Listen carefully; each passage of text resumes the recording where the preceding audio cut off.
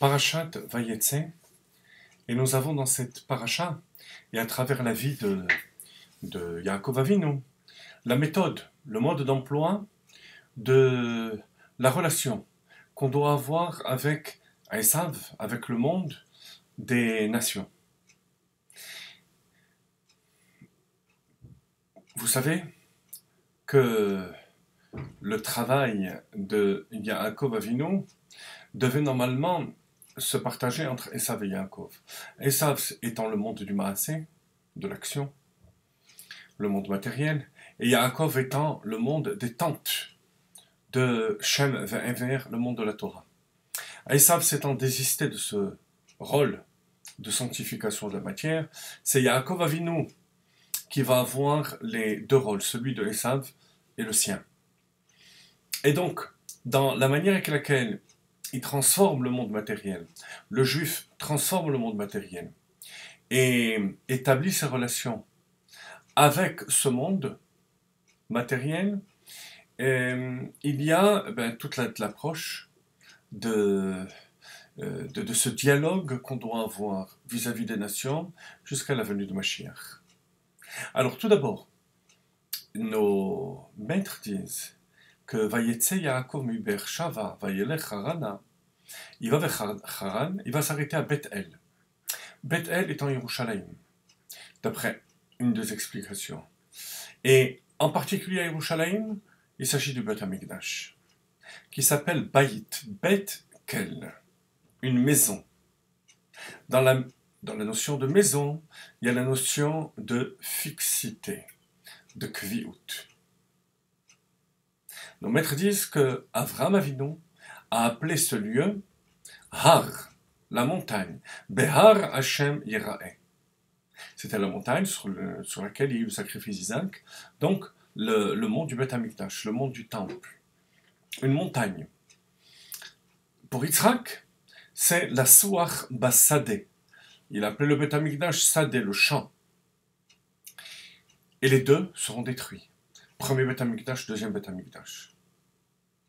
Le troisième, qui est celui de Yaakov Avinu, et qui exprime la notion de fixité, sera éternel. Mikdash Hashem Konenu Yadecha, le Beit Nitzri, la maison éternelle, qui correspond au troisième Beth Amikdash. Pourquoi? Parce que Yaakov Avinu correspond à cette mida de fixité, de émet, de vérité, parce que la vérité ne s'arrête jamais. En la hefsek, une source qui tarit, ne fût-ce qu'une fois tous les 7 ans, est appelée Maïm HaMechazvim, de l'eau qui ment, une source menteuse. Parce que la notion de Emet, c'est la notion d'éternité, quelque chose qui est éphémère et quelque chose de mensonger. Cette mida de Yaakov, de Emet, c'est ce qui va lui conférer ce caractère de fixité de Baït. Ce qu'il y a d'étonnant dans tout cela, c'est que, a priori, Yaakov Avinu a eu une vie beaucoup plus mouvementée et beaucoup plus faite d'éphémères qu'Avram et Yitzhak.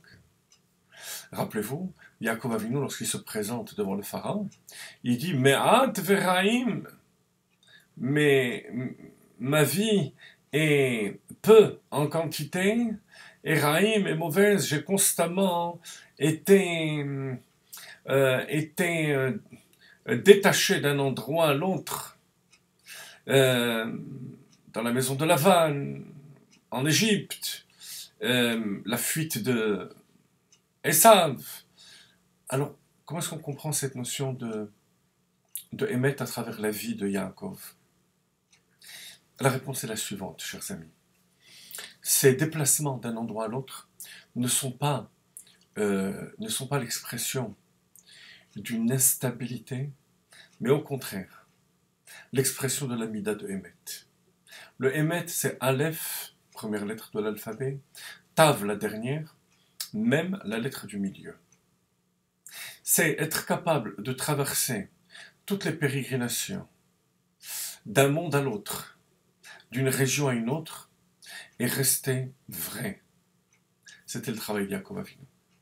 Pas celui d'Abraham, ou disons peu celui d'Abraham, parce qu'il est descendu en Égypte, il est parti de sa terre natale, et finalement il est resté la majorité de sa vie en Eretz Israël.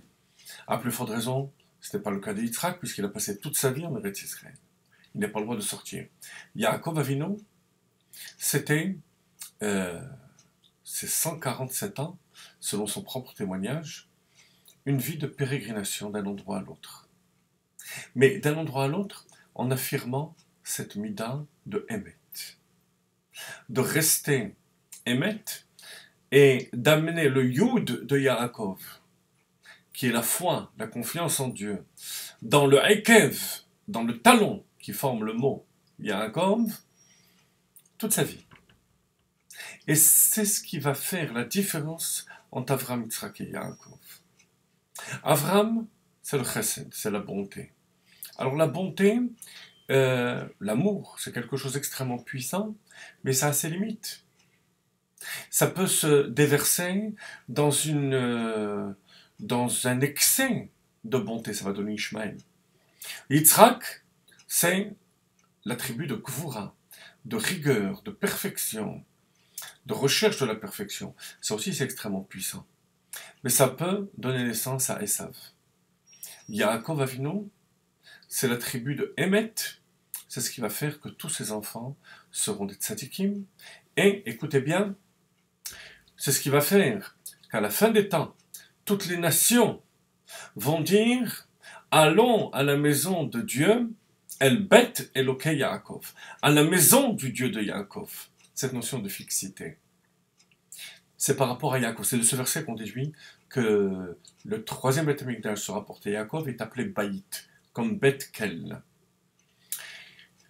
Pourquoi? Pourquoi Yaakov Avinu? Parce que Yaakov Avinu, c'est cette capacité de s'élever au-dessus de toutes les tendances, d'amour et de rigueur et de sévérité, pour exprimer le Emet, la vérité.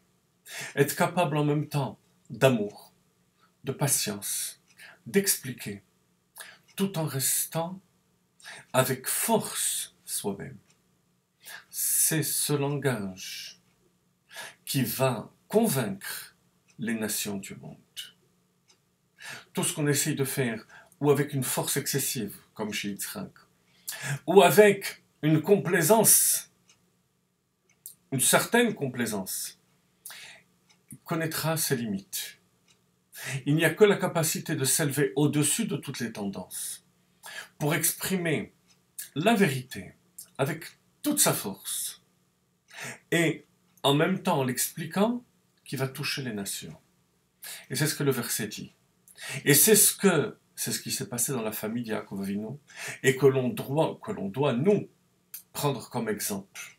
Ce qui touche un enfant, ce n'est pas l'amour qu'on a envers lui uniquement, ni la sévérité qu'on a envers lui, mais la capacité à travers ces deux choses, à travers ces deux éléments, l'amour et la sévérité, de transmettre un émet, la vérité, qui reste toujours la même et avec toujours la même puissance. Voilà l'enseignement, chers amis, de Parashat Vayetze, de ce voyage de Yaakov Avinu d'Israël en terre de Lavan, et ensuite son retour pour ensuite partir vers l'Égypte. Le peuple de Yaakov, les enfants de Yaakov, le peuple juif, va être pendant tout l'exil, en suivant l'exemple de Yaakov, porté d'un pays à l'autre, mais en gardant toujours cette mida de Emet. C'est ce qui va toucher les nations, et c'est ce qui va faire qu'à la fin des temps, ils vont venir chercher cette vérité au troisième Beth Amikdash, chez Ibane Bimhera V'Yameno. Amen.